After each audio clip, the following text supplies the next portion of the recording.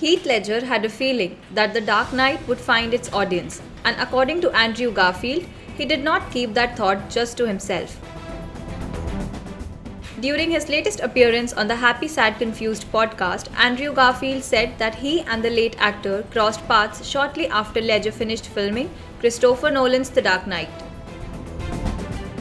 He was so smug about it. Garfield said of Heath Ledger talking about his time on Nolan's set, "I was like, how did that go?" And he replied, "Yeah, it's really good."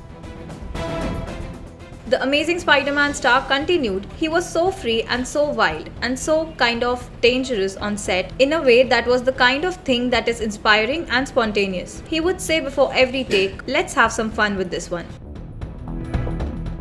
Garfield's appreciation of remaining spontaneous lives on in his approach to acting today. He recently lamented to IndieWire that we are much less intimate with ourselves, and we are much less intimate with death, our feelings, reality. Actually, we are much less intimate with reality. There's such a kind of dividedness around how we experience the world now, and I think it feels like this is a film filled with longing in that way.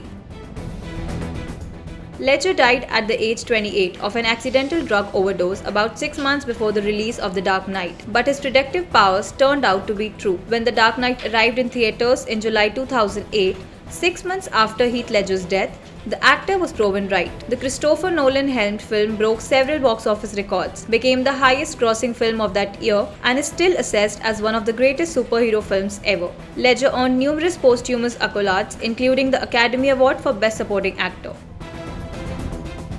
Garfield only had the pleasure of working with Ledger briefly, but added that the actor had a noticeable impact on everyone who worked with him.